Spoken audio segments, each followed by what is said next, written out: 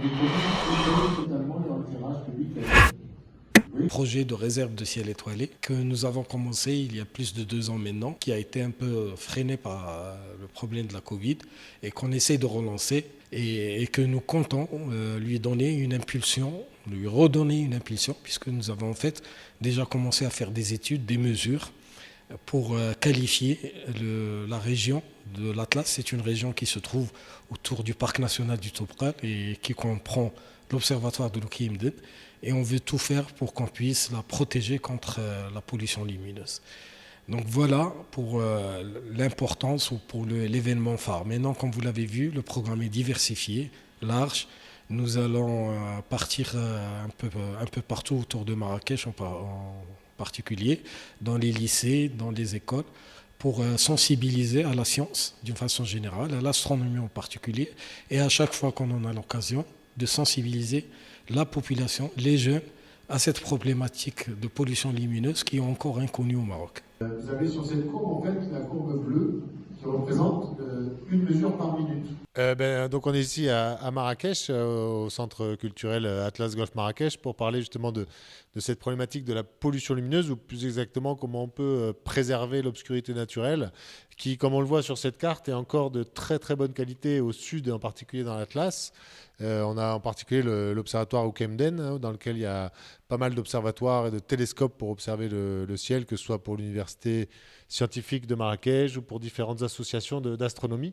Et comme on voit sur cette carte, on a le halo lumineux en fait généré par la ville de Marrakech et quelques communes au sud qui commence à venir gêner en fait la qualité du ciel nocturne de l'Oukiemden. Donc on a encore un ciel de très grande qualité. Toute la zone qui est blanche au sud, c'est un endroit où il n'y a pas de pollution lumineuse du tout. Mais si on ne fait rien, le halo lumineux va petit à petit englober l'observatoire et va empêcher les observations astronomiques. Mais c'est même pas ça le principal problème. Le principal problème, en fait, de la pollution lumineuse, c'est que ça a aussi tout un impact sur la biodiversité, sur la santé humaine, sur les coûts énergétiques, etc. Donc l'idée, en fait, avec ce projet Atlas Dark Sky à Marrakech, c'est de pouvoir créer une réserve internationale de ciel étoilé autour de l'observatoire Oukiemden et avec le parc national Toubkal également, pour préserver la qualité du ciel étoilé, la qualité de la biodiversité dans le parc national.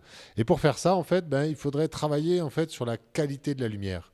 On voit aujourd'hui, parce que comme c'est très économique, on a tendance à mettre un peu partout des éclairages à LED, mais il y a différents types d'éclairages à LED.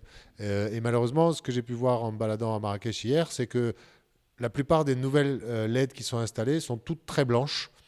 Et quand elles sont très blanches, ça veut dire qu'il y a beaucoup de bleu à l'intérieur. Et c'est ça qui pose des problèmes, en fait, et de la pollution lumineuse.